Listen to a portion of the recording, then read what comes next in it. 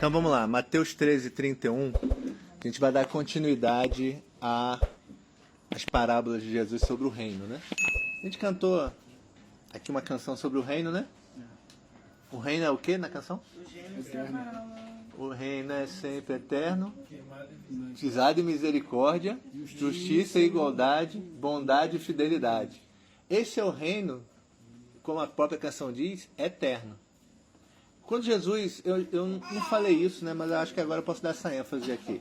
Quando Jesus ele começa a falar do reino nas parábolas, ele está falando do reino na terra. Ou seja, o reino que ele vinha trazer com o ministério do Evangelho, que foi depois otorgado a nós como igreja. Então, esse reino ele tem certas características que ainda mistura a natureza terrena com a natureza celestial. É um misto, né? Então, é um reino que mas ainda não está completo. É aquela coisa que os teólogos falam, mas ainda não. O reino já é chegado? Mas ainda não. Porque ele é com essa natureza ainda mista. O ainda não é a plenitude da eternidade do reino, que é esse reino que a gente cantou na canção. Então, a gente viu, se a gente pudesse dizer dois traços do reino com base nas duas parábolas que a gente viu. A gente viu duas parábolas, certo? A parábola do semeador e a parábola do joio e do trigo. Na parábola do semeador, fala aí, resume a parábola do semeador em um traço do reino que é colocado naquela parábola. Ferreira, eu sempre pergunto para você primeiro, cara, não adianta. Esse tipo de pergunta é sempre você primeiro. Vou falar sobre a natureza e propósito, né? Sobre natureza e propósito. Isso está lá também, mas qual é a coisa mais marcante quando ele começa a... É a diferença dos terrenos, né? Ali naquele caso. Ah, O senhor comenta. Pode ser só dos terrenos? o solo. A questão da frutificação, né? Isso, então, pronto. Vamos tentar resumir aqui. Seria que nós temos sementes sendo lançadas em terrenos diferentes e em tempos diferentes. É isso.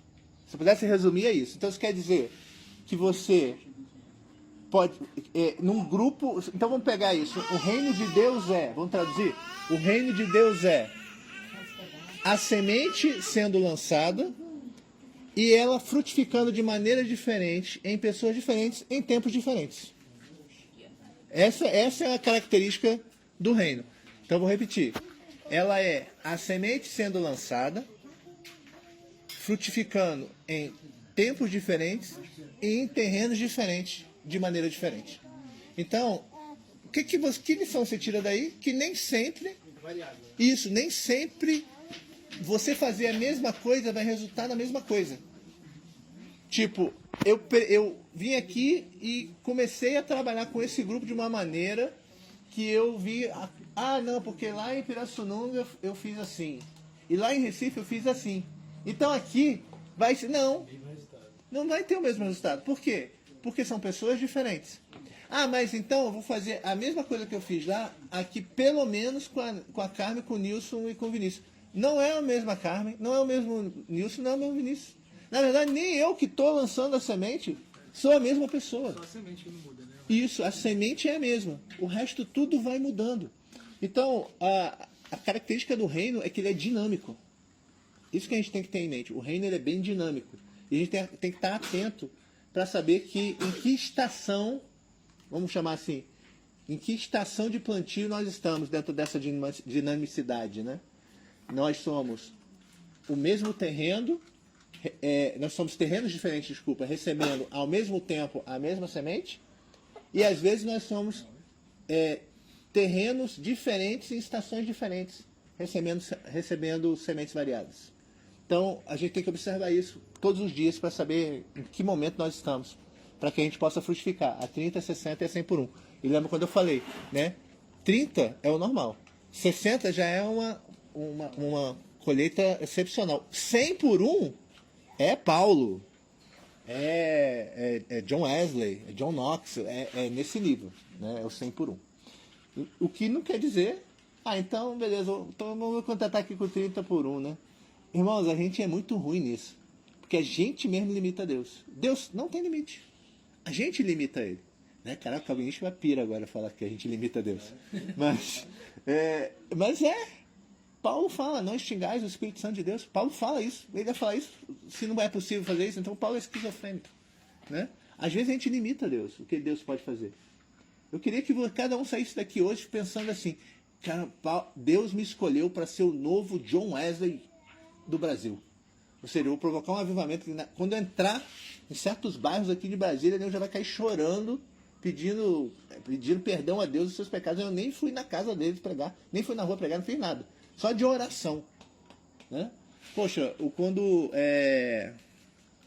o Billy Graham, ele foi a uma visita na casa de John Wesley, lá na Inglaterra, ele foi até o lugar onde John Wesley orava, que é o quarto dele. E a história conta que Billy Graham chegou lá e ele viu marcas no chão que era um pouco desgastado, que era onde John Wesley ficava ajoelhado orando. Aí ele orava tanto ajoelhado ali que desgastou o chão. Aí o ônibus de excursão foi embora e falou, caramba, tá faltando alguém. Era Billy Graham. Billy Graham ficou lá. Aí quando voltaram, ele estava no quarto de John Wesley, ajoelhado onde John Wesley ajoelhava e clamava a Deus, né? Deus faz de novo, Deus faz de novo, Deus faz de novo. Pedindo para Deus fazer através dele o que ele fez com John Wesley. E em parte fez, porque Billy Graham foi um grande avivalista norte-americano. Né? Ou seja, o que impedia Billy Graham de ser o novo John Wesley? Nada. Disposição dele de se entregar a Deus para que isso acontecesse. Então, cada um de nós tem essa possibilidade, tem esse chamado. Né? E da segunda parábola, do joio e do trigo, qual é a grande lição? Eles crescem juntos, né? Crescem juntos. Uma hora. Pronto, o campo é o mundo. A coisa mais importante para mim é aquilo ali. O campo é o mundo. E no mundo nós estamos para frutificar. Só que a gente tem que entender que nesse campo que nós estamos para frutificar, tem pessoas muito parecidas conosco, que estão pervertendo o que verdadeiramente é ser trigo. Porque o joio não é, eu já expliquei isso aquele dia, não é que nós somos trigo e tem uma jaqueira. Não, o joio é quase igual a gente. Esse que é o perigoso. O joio é quase igual ao trigo. Porque a única coisa que diferencia o joio do trigo é o quê? São aquelas características que eu passei, né? O fruto, a flexibilidade. Né? Então, esse tipo, a questão da raiz que se entrelaça com as outras plantas. Então, observar os sinais que vão nos identificar como verdadeiramente trigo. Então, qual é a grande lição ali? Examine a você mesmo e veja se você está mais para joio ou para trigo. A questão dessa parábola não é determinismo calvinista. Tipo assim, quem é joio sempre vai ser joio, quem é trigo sempre vai ser trigo. Não, ele está falando assim, vocês têm certas características. Né? Veja com qual mais você se assemelha. Você tem que procurar ser trigo e não joio. Porque o trigo, ele vai ser colhido e guardado no celeiro, né? Enquanto que o joio ele vai ser ceifado, amarrado em feixes e queimado. É basicamente isso que ele está dizendo. Né? Então, ali você já começa a ver um chamado evangelístico, missionário, chame se quiser, a vocação missionária da igreja já naquele ponto. Isso é uma coisa que, inclusive, eu já falei aqui, vou trabalhar mais profundamente contigo na próxima sexta, que é o que é chamado a Abraão, né? Lá em Gênesis 12, né? O chamado para Abraão já mostra essa vocação. A gente foi chamado para reconciliar com Deus, quem? O mundo. Essa frase, dita essa frase na Bíblia nesses termos, né? Reconciliar consigo mesmo o mundo, referindo-se a quem? A Deus e a Cristo. Né? Então, a gente tem um ministério que é colocado lá para Paulo, em Coríntios, que é o ministério da reconciliação. Então, qual é o nosso chamado? Reconciliar, cara. É isso. Então, como é que você vai... É possível reconciliar quem não é? Quem já foi. É quem já foi conciliado. Então, qual é o conceito? o conceito que ele está trazendo de volta para o seio do relacionamento quem? Quem já era. Ou seja, ele tá lembrando, por isso que eu falo isso, não sei se todos entendem a dimensão disso. Não é tipo, eu vou te transformar em filho. Não, eu vou te mostrar que você é. Isso, que você é filho. Exatamente. Percebe que esse discurso é um pouquinho diferente? Se você começa a entender nesse aspecto. Eu citei aqui pelo menos 4 ou 5 livros que confirmam o que eu estou falando. Então vamos lá. Aí ele vai entrar numa outra parábola a partir do 31. Ele vai falar assim. Outra parábola lhes propôs, dizendo: o reino dos céus é semelhante a um grão de mostarda, que um homem tomou e plantou no seu campo, o qual é, na verdade, a menor de todas as sementes, e, crescida, é maior do que as hortaliças, e se faz árvore, de modo que as aves do céu vêm aninhar-se nos seus ramos. É uma parábola bem curta, mas eu tenho quase 90% de certeza que se eu começar a perguntar para vocês aqui, interprete essa parábola, vocês vão interpretar ela ao contrário do que ela é. Vamos fazer um teste? Arcelino, o que significa essa parábola para você? Calma aí que eu tive que falar com ele. Vou reler. Outra parábola lhes propôs, dizendo: o reino dos céus é semelhante a um grão de mostarda que um homem tomou e plantou no seu campo, o qual é, na verdade, a menor de todas as sementes, e, crescida, é maior do que as hortaliças, e se faz árvore, de modo que as aves do céu vêm aninhar-se nos seus ramos. A parábola é só isso. Ele não explica, ele não faz igual as outras, né? Não, deixa eu explicar aqui para vocês. Não, ele não explica. Ele só fala um conceito. Então ele vai falar que o quê? Ah. Então o reino dos céus é o quê? Qual é a característica do reino dos céus aqui? Pequeno, né? Pequeno, Aparentemente desprezível, mas é pequeno. tudo, né? Hã? Parece que é desprezível, mas ele é tudo. Ele é desprezível. Ou seja, Aparentemente, né? aparentemente ele é pequeno. Ele pouco valor. tem pouco valor. Perfeito, isso está correto. Está aqui. Esse conceito é a menor de todas as sementes. Ele dá ênfase nisso, né? Mas é a outra parte. Que ele vai crescer e vai atrair, né? Atrair quem? As aves, a gente fala das aves aqui do céu, né? Quem são as aves?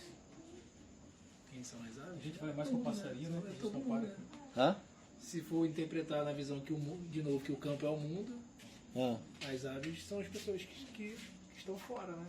Do Só seio que da a gente vale igreja. mais que os passarinhos, que as aves. Não vai tão longe, não.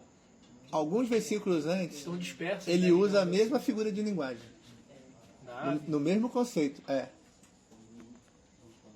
Aqui, ó, isso aqui é a exegese bem feita. Você pode chegar a viajar aqui e falar assim, não, eu acho que a ave é... Não, não vai tão longe. Ele fala que a ave Ele- tem que retirar o... A ave que come, que está à beira do caminho. Então, a ave que come que está à beira do caminho. Então a ave é o quê? Satanás, né? Opa! Então quem ele está atraindo é quem? Quem está perdido em Satanás. Quem está indo é como fala assim, é como se o rio estivesse crescendo e estivesse vindo coisas para Pra parar, né? cessar o crescimento, Tentar para tirar a comer, semente, para se alimentar pra ser daquilo bem, você tem que ali. colocar coisas a mais ali. Ó, talvez fique mais fácil É como se entender. transformar em joio, né? Como o joio se atrela, vem Opa, descendo, estamos indo para um bom caminho. vem se Va- alinhar Se pra- se você entender que a parábola seguinte é o mesmo conceito, só que uma visão endógena, a visão dessa primeira palavra ela é exógena. A da segunda é o mesmo conceito, só que ele é endógeno. Ele fala assim, disse outra parábola. Essa é menor ainda que a anterior. O reino dos céus é semelhante ao fermento, que uma mulher tomou e escondeu em 3 medidas de farinha, até ficar tudo levedado. Só isso. Então, vamos lá. É um enigma, né? O que é o fermento? É o que você, né? Vai fazer. Então, mas o fermento é bom ou ruim? É bom. Vai crescer a massa. Mas na Bíblia ele é sinônimo de quê? Hipocrisia dos parecidos. Cuidado com Só- o fermento, não sei o quê. Cuidado com o fermento dos fariseus. Tá. O pão que eles comiam no... Sem fermento. Por Sem fermento. Por que é sem fermento? Para representar, né? Eu estrago, Sem pecado, digamos assim. Exatamente. Limpo. Tem dois conceitos aqui, porque eles tiveram que sair às pressas do Egito e eles não tiveram tempo para deixar o pão ser levedado, vamos dizer assim. Mas a segunda questão é que mesmo depois, no templo, o pão que eles apresentavam diante do altar era com fermento ou sem fermento? Por que era sem fermento?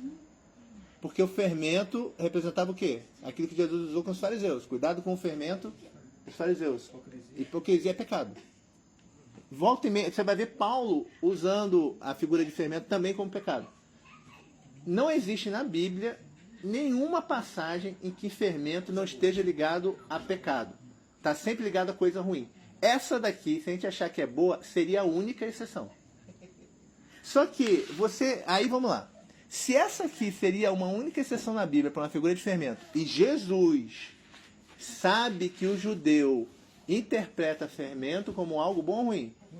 Ruim. Então, quando ele vai falar essa parábola, ele está esperando que o cara entenda o quê? Que isso aqui é algo ruim. Aí é a hora onde eu quero chegar. A maioria, 90%, é número chutado isso aqui, tá? Tô falando, muita gente, né, muitas congregações vão interpretar isso daqui ao contrário. Olha como o reino cresce. Olha como o reino invade todas as coisas. Esse é o reino. Não é isso que ele está falando. Ele está falando que no reino acontecem algumas coisas. Para você entender bem isso, você tem que começar a olhar as parábolas anteriores. Na primeira parábola, ele fala que só tem coisa boa no reino? Não, ele fala que tem, na verdade, mais coisa boa ou ruim? Mais ruim. O bom é a exceção. É isso, o bom é menos. Ele fala, olha, a maioria cai à beira do caminho, ou cai no espinho, ou cai na pedra. Parece que vai dar tudo errado. Isso, mas no final das contas, o que cai bom, chega a 30, 60 e 100 por 1. Ou seja, cumpre o seu papel, apesar de ser a menor parte. Certo? E tipo isso. Aí ele vai na parábola do joio e do trigo. É tudo bom lá? Não é tudo bom. Ele fala assim, olha, tem coisa boa e coisa ruim. Ao mesmo tempo, certo? Porque ele fala que os dois crescem juntos. Ele dá as características do que é bom e do que é ruim.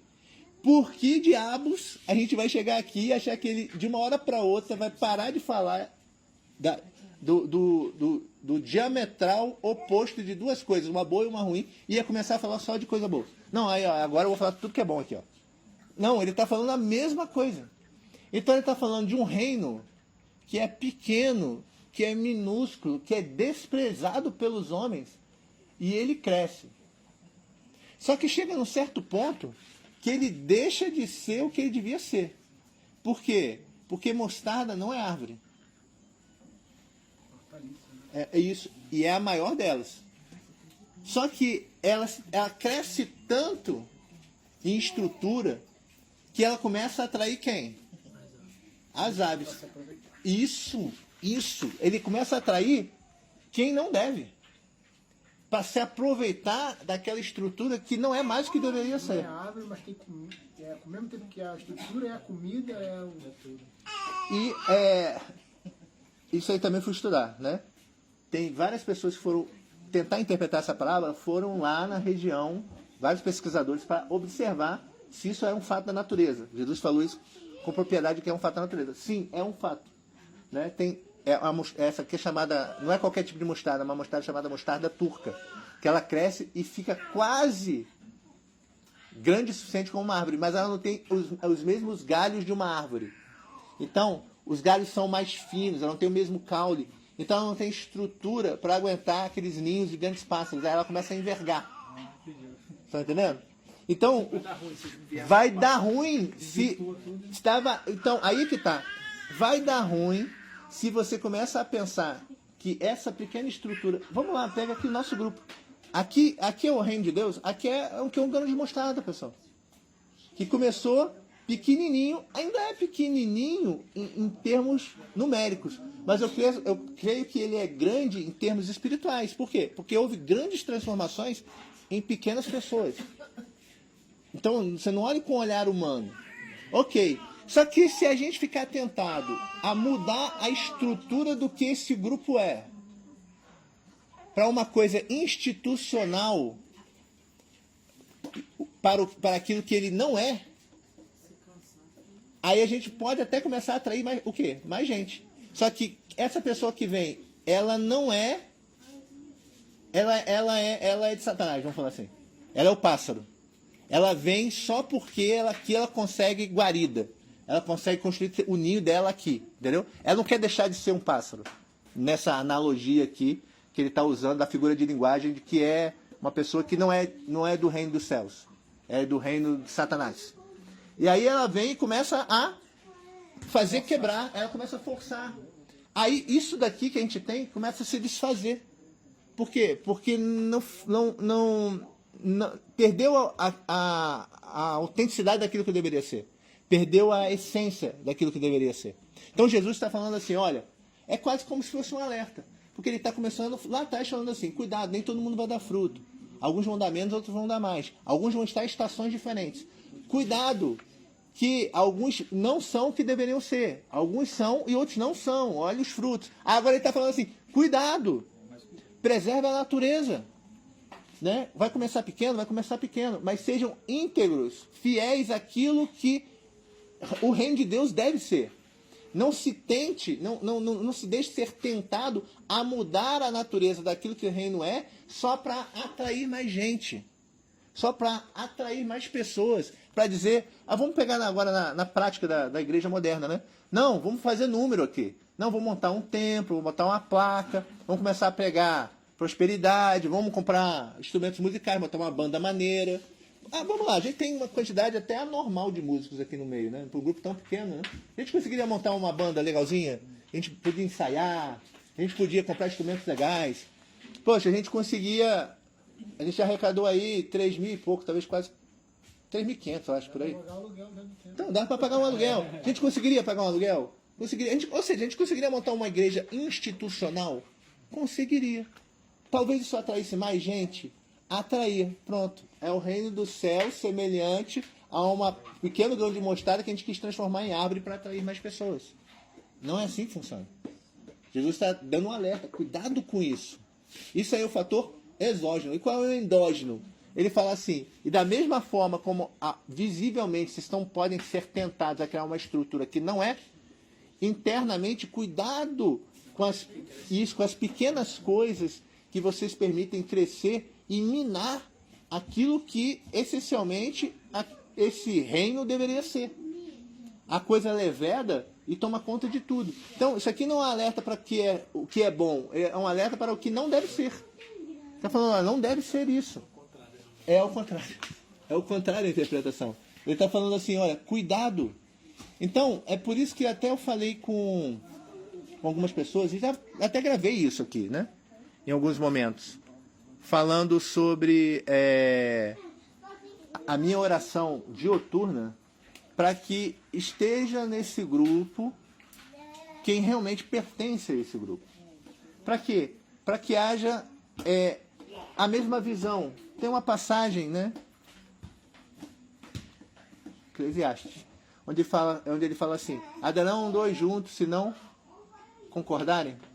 É difícil você liderar pessoas que não querem ser lideradas. É difícil discipular pessoas que não querem ser discipuladas. Então, talvez o lugar dessas pessoas seja em outro local.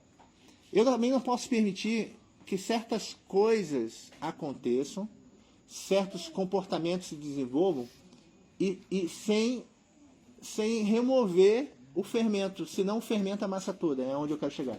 Então, tem certas coisas que eu tenho que chamar a atenção, Né? Eu deixo isso bem claro aqui, né? Algumas coisas que eu percebo que são generalizadas, como eu já falei aqui, atenção pessoal, eu acho que a gente não está louvando quando deveria. Há uma falta de comprometimento na hora do louvor. Eu já falei isso aqui algumas vezes, não falei? Inclusive lá quando a gente estava na Samambaia, né? Na Samambaia, lá no Rodrigo, no centro de vistoria. Já falei isso algumas vezes. Por quê? Porque era generalizado. Então eu falei porque era para todo mundo. Né? Questão de compromisso com o horário. Falei para o grupo como um todo. Falei, olha, vamos atentar o horário. Né? Tem algumas coisas que são genéricas. E eu falo abertamente. Quando é para falar abertamente, normalmente eu vou falar numa pregação, vou falar durante um aviso, durante um testemunho eu emendo e falo alguma coisa. Beleza. Agora o que é da Joyce, por exemplo? Vou pegar até a Joyce como exemplo, para vocês verem como é que eu penso. Né? Se for do Arcelino, se for do Ferreira, eu vou chamar o Ferreira, falar, senta aqui, Ferreira, vamos conversar. Como eu já fiz com alguns do grupo aqui. Quem está ouvindo essa gravação sabe que eu já fiz com alguns de vocês. Chamei, pô, vamos conversar. Olha, tá acontecendo isso, isso. Eu não vou mandar recado pro Ferreira através da pregação, entendeu? Pode ser que incidentalmente aconteça de eu estar pregando alguma coisa que o Ferreira identifique como algo que ele está passando, mas isso aí foi Jesuscidência, né? Agora, se eu identifiquei um problema, eu vou chamar o Ferreira, senta aqui, Ferreira. Cara, o que está acontecendo? Olha, eu tô isso, eu acho que não está correto, tal. Eu vou conversar com ele, olho no olho. Se eu não puder fazer isso com vocês, irmãos, já fiz isso com o Nilson, já fiz com a Carmen, eu fiz com a minha esposa várias vezes, né? Já fiz, acho que eu só não fiz isso com a Joyce, talvez. Com a Gabi já fiz, com o Ferreira já fiz, com o Arcelino já fiz, com o Ferreira já fiz. Então, assim, eu vou chamar vocês e vou conversar, tá? Não vou fazer isso indiretamente. Agora, se fosse a Joyce, por exemplo, o exemplo da Joyce que eu quis usar é o seguinte. Esse é procedimento meu que eu acho que funciona bem com casais, né? Eu até já dei essa recomendação para alguns, né? Eu não acho legal eu chamar a Joyce lá na FAB, vem aqui conversar comigo, leva ela para uma sala, sento com ela sozinho, eu não acho legal, por vários motivos. Eu posso chamar ela e o Arcelino. E se tiver alguma coisa que eu acho que eu preciso falar com ela, que o Arcelino pode ouvir. E às vezes tem coisas que eu preciso falar com ela que talvez não seja bom o Arcelino ouvir. Porque isso vai até atrapalhar o relacionamento deles. Talvez seja uma coisa para ela ouvir. Se for um caso assim, aí eu vou chamar a Vivi.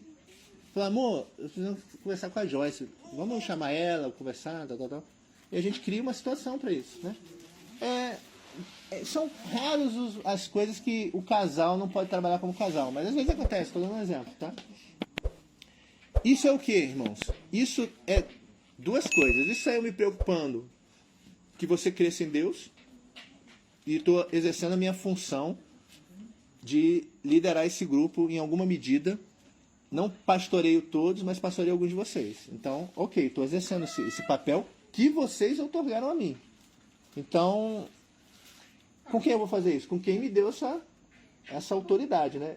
Eu sei que o Arcelino me enxerga assim, eu sei que o Ferreira me enxerga assim, eu sei que a Carmen me enxerga assim. Então eu vou exercer isso com essas pessoas. Certo? Agora, o outro motivo não é só lapidar as pessoas, é preservar o grupo. Por quê? Porque às vezes eu estou vendo um comportamento da Joyce que eu acho que pode passar um recado errado para o grupo.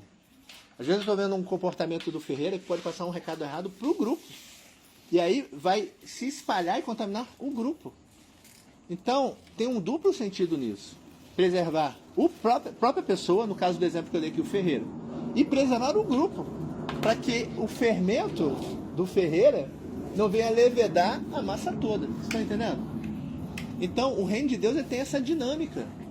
Né, de que a gente não pode ser permissivo com aquilo que a gente não deve ser permissivo. Às vezes as pessoas, o brasileiro tem muito essa característica. Eu aprendi um pouco a me desprender disso com o americano. O americano, se ele precisar falar uma coisa na tua cara, ele fala na tua cara. E no outro dia ele começa com você normal.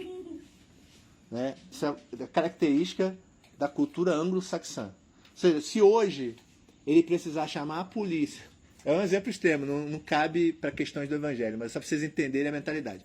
Se hoje, a gente já ouviu vários casos, inclusive acontecendo nos Estados Unidos isso, o cara está numa festa na casa do vizinho. Aí ele foi na festa na casa do vizinho, aí foi lá, participou do evento, tal. Aí foi embora para casa dele, deu 10 horas, a festa do vizinho não terminou, ele chama a polícia. E acabou de sair da coisa do Acabou, isso, ele chama a polícia, aí a polícia vem, manda parar o barulho, no outro dia ele conversa com você normal, sem mágoa. Por quê? Já avisa, ontem chamei uma polícia. Tipo isso, é tipo por aí mesmo. É por aí mesmo, entendeu? Aqui já puxa lá. A gente tem essa dificuldade. Onde que a gente vê muito isso? Principalmente no meio militar. Ficha de avaliação de grau. Ficha CPO, ficha CPG. Eu só fui receber meu primeiro debriefing, né? Para quem está ouvindo a gravação e para quem talvez não entenda o que eu estou falando, a gente tem a avaliação anual de desempenho. É previsto que o chefe chame o subordinado e dê um debriefing. Fala assim, olha, na tua avaliação foi isso. Para quê? Para que você entenda onde você está errando se aperfeiçoe para no ano que vem você desempenhar melhor. É para crescimento. Deveria ser isso. Mas eu só fui receber um primeiro debriefing, eu era major, faltando um ano para ir a tenente-coronel. Eu nunca tinha recebido. Eu recebi como 2S também. Eu nunca tinha recebido. Nunca recebi. Então, pronto. Mas sabe por que isso? Sabe por quê? Porque a gente, na nossa cultura, a gente tem dificuldade de confrontação. De olhar no olho da pessoa e falar, olha, você errou nisso. A gente tem essa dificuldade. O brasileiro tem esse problema. O americano não tem esse problema. O americano, se ele precisar olhar e falar assim, olha, você fez isso. Ele é bem Você frio. precisa ser preso. É. Ser corrigido. Ele é bem frio nesse aspecto. E o evangelho, em certa medida, ele demanda da gente isso, a coragem de confrontar. Se você não confrontar, irmão, vamos pegar o exemplo mais extremo. Se você não confronta quem está em pecado, lá em Ezequiel, Deus diz que o sangue daquela pessoa está nas suas mãos. Está dizendo, ó, por falta de confronto, né, se você não repreende aquele que está em pecado para que ele se corrija dos seus caminhos, eu vou cobrar o sangue dele das suas mãos, Deus fala. No fundo, ele está falando assim, olha, se você não corrige o que está errado. A gente tem que ter a coragem para fazer isso. Né, de repreender, de chamar a atenção. Outro dia o Nilson chamou a minha atenção. Ele me chamou no canto ali e falou, Dan, quando a gente estava lá em Pirassununga, eu não te chamei a atenção não, porque eu fiquei meio assim de te chamar a atenção. Mas aqui eu vou te chamar a atenção. Eu acho que você está fazendo isso. Aí eu parei e falei, tá bom, vou conversar com a Vivi. Aí eu perguntei, moça, você está achando isso? Aí ela falou, tô, mas nesse aspecto. Aí eu falei, tá, porque eu tinha entendido que era em outro aspecto. Mas é o quê? Ativismo. Preocupação dele e da Vivi em relação a eu estar me sobrecarregando com certas coisas. Entendi que foi um zelo, mas me apontaram que eu estava errado. Mas, você está indo demais. Tira o motor aí, senão você vai voltar ao mesmo erro que você estava cometendo no passado. E aí, ao invés de você estar ajudando as pessoas, você está prejudicando as pessoas. Né? Eu vi até que ele ficou meio sem gás para falar comigo, assim, meio, deixa eu chamar a sua atenção aqui. Mas a gente tem que ter essa coragem, entendeu? A coragem dele saber, caramba, o Dantas é um cara maduro. Ele vai entender porque eu estou falando isso para ele. E eu tenho que ter essa confiança em vocês. Se um dia eu precisar chamar a atenção de vocês, eu tenho que ter a confiança que vocês vão entender que eu não estou chamando por birra, mas pensando no bem de vocês. É questão de sabedoria, né? Porque o cara está vendo hoje, o sábio, ele ama a repreensão. Sim, é isso. Provérbios. Sábio ama a repreensão. O tolo odeia. O tolo renega. Por quê? Porque na multidão de conselhos há sabedoria, né? Você ouvir o conselho de alguém, principalmente alguém que, sei lá, ou é mais velho, não desprezem cabelo branco, tá? Às vezes só o fato de ser mais velho já deu mais experiência. Ou que é mais velho, ou que é mais maduro na fé. Vamos lá, irmãos. A gente sabe identificar quem é mais maduro na fé e quem não é. Vamos combinar isso? Eu sei olhar aqui e meio que discernir o nível de maturidade de cada um. Eu acho que vocês sabem fazer isso também. Então, você ser chamado a atenção por uma pessoa que você vê que não tem nenhuma maturidade é uma coisa. Né? Examinar todas as coisas tem o que é bom. Né? Agora você, caramba, aquele cara é maduro. Eu vejo ele falando coisas hiper profundas de Deus e vejo ele vivendo. Por que na hora de me repreender eu vou ignorar o que ele está falando? Então só na hora de pregar e naquilo que ele vive ele é de Deus. Na hora de me repreender ele não é de Deus? Não, ou ele é de Deus ou ele não é, velho. Assim, não tem meio termo nisso. Então a gente tem que ter esse nível de maturidade. É sobre isso que Jesus está falando aqui no fermento.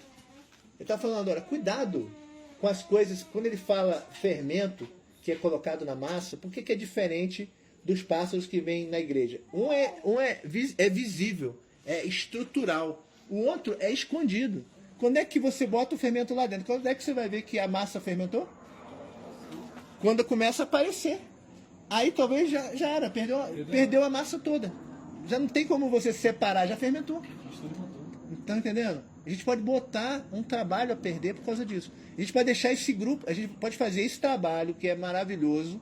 Por quê? Porque está transformando vidas. O Arcelino na mesma Arcelino, a Joyce na mesma Joyce, Ferreira na mesma Ferreira, a Gabi na mesma Gabi, o Nilson na mesma Nilson, a Carmen na mesma Carmen, eu não sou o mesmo, a Vivi não é a mesma. Né? E alguns outros que não estão aqui não são mais os mesmos. Você pode botar isso a perder simplesmente pela falta de hombridade de olhar no olho de alguém e falar, meu irmão, você errou.